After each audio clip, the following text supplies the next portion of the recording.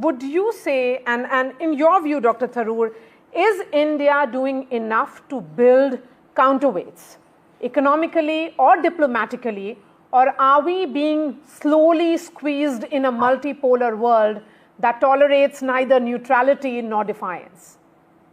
Look, Maria, I will say to you very honestly that India has some clout of its own. We are the largest country by population in the world. We are the fourth largest economy in the world. We do represent a substantial market. A lot of countries have interest with us. We've just concluded a free trade deal with the UK. We have perhaps progress being made on a possible free trade deal with the EU. We can revive the negotiations with the Gulf countries. There's a lot of options. We should not act as if we have no options. As far as I'm concerned, India is a country that has every interest in a good relationship with the US. I mean, we do have almost 4 million of their citizens who are descended from Indian background or Indian origins, and therefore we have every interest in preserving a good relationship with them. We do share democratic values, we do share strategic interests, we've had a decent history of cooperation. So all of this is fine, but it must be reasonable. It must be based on mutual respect. That's what I'm not seeing in this conversation so far from Mr. Trump.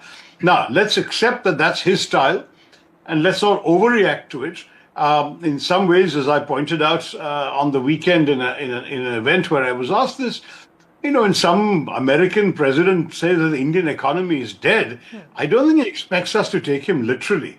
It's like the schoolyard bully telling a smaller kid, your mother is ugly. He may not even have seen the kid's mother. It's just a way of belittling the kid, making the kid feel, slightly diminished.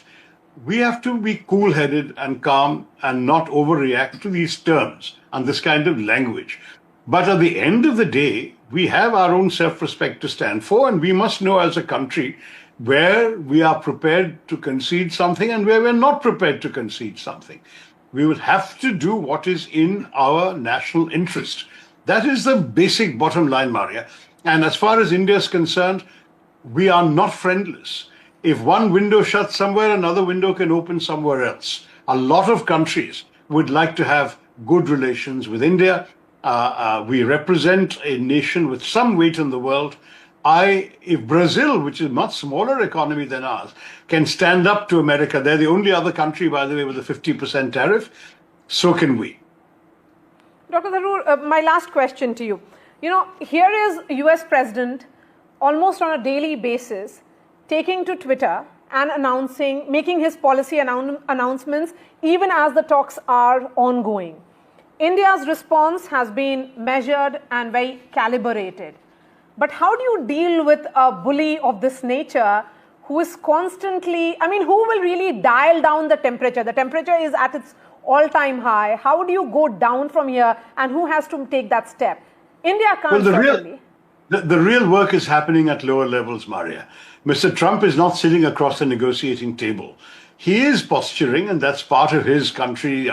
He is the leader of his country, and therefore it's part of his country's negotiating effort. But in fact, the actual nuts and bolts conversations are happening between officials of our Commerce Ministry and officials of his trade negotiators team.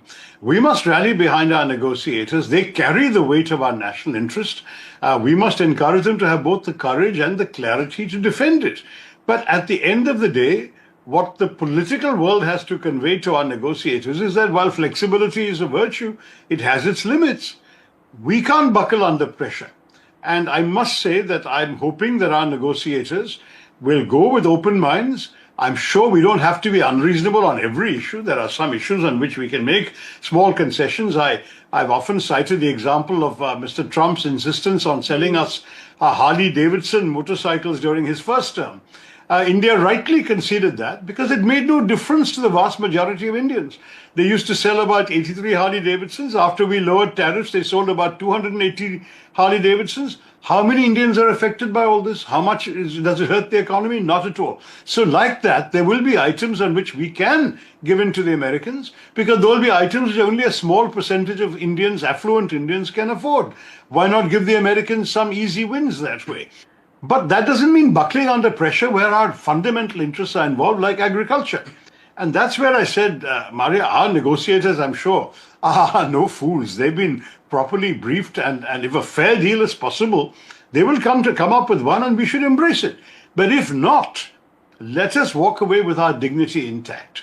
And let us say, on the 27th of August, if we are being charged 50% and China is not, Pakistan is not, others are not, we'll say, fine, Mr. Trump, any American goods that you are selling to us, we're also putting 50% tariffs on you. Let's see how you enjoy it. Goodbye. All right, Dr. Tharoor, pleasure speaking to you. Thank you for your perspective and thank you for your time here on NDTV, sir. Thank you. Bye, Maureen.